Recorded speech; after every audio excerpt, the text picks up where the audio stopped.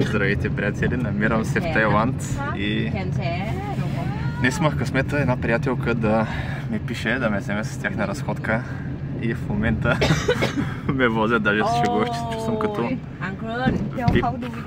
като VIP гост тук. И не знам отзад дали се вижда, но да, обикаляме. Дори може би ще ме оставят на дървеният храм, след което аз продължавам моята разходка и те тяхната. Очаквайте включване по-късно. Добро утро, приятели, понеже много хора знам, че ще ги вълнуват цените в Тайланд, реших да направя едно кратко видео с цените в Тайланд. Ето тези незнайно какви неща са 40 и няколко бата, което е около 2 български лева. Сандвичета 30 бата, видимо за без пари. Има и някои неща, които са колкото в България или по-скъпи от при нас, но като цяло мисля, че храната специално е по-евтина. Дори се здобих с кашо за 59 бата, т.е. малко над 2,50, около 3 лева, което за същото количество, 70 грама, в България бих платил поне 3,70-80. 19 бата тоалетна хартия, т.е. около левче. Мокри кърпи 89 бата, т.е. 4,50, може би малко повече. Не бих казал, че са от най-евтините. И така, ще направя друго включване, когато видя нещо интересно за сравнение с България. Паста за зъби, върра от 26,5 бата най-евтините до към 60-70, т.е. между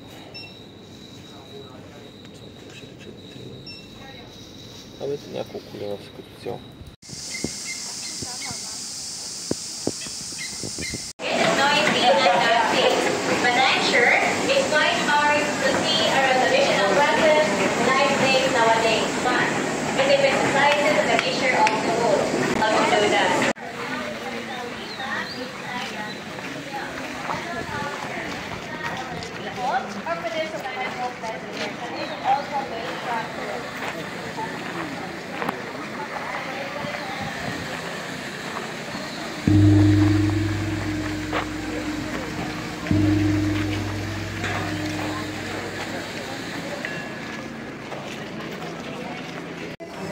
Ето такова нещо сега не бях виждал.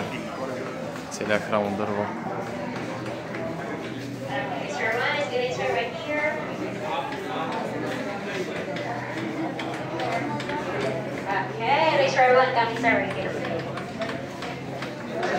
Здравейте, приятели! Взимаме на разходка с мен в дървеният храм на Паттайя. В интерес на истината, току-що мина беседата, която беше на английски.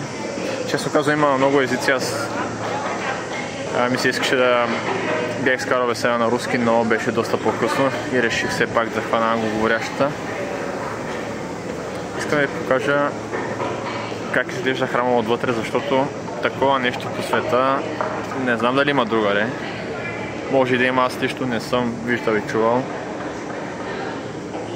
И като погледна само това нещо, как е дялано и в момента го дялат на ръка, и просто съм удивен колко са работливи тези хора и колко време и труд им е струвало да го построят и все още е в реконструкция. Все още се строи, все още се построява, надгражда и става все по-красиво.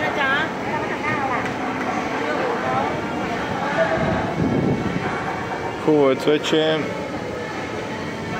тук на всеки ъгъл има арки, от които се открива панорамна гледка към парка или към морето. Отвънка има слонове.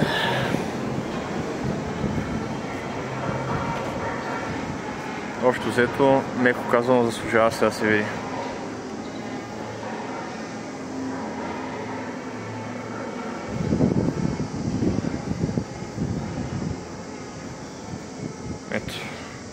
Да ви покажа, че навънка има слонове.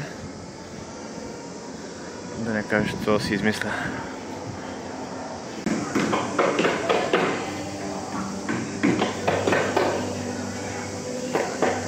Всичко се прави на ръка, момчетата и в момента работят. И всъщност не само момчетата, има и жени, които го работят това нещо. И просто им прави ебала на тия хора. Просто, меко казано, им прави ебала. Много работлива и много трудолюбива нация и много смирени. Просто имат много добра философия за живота.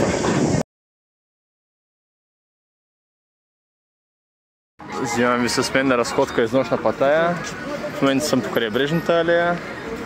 Тук, разбира се, е пълно с работливи момичета на всяка крачка. А и в крайна сметка те затова идват към Паттайя, за да работят повече. Да, града на греха. Хотел Хилтън отсреща. Един от емблематичните за Паттайя. Централна част. Е така. Работливо момиче още едно.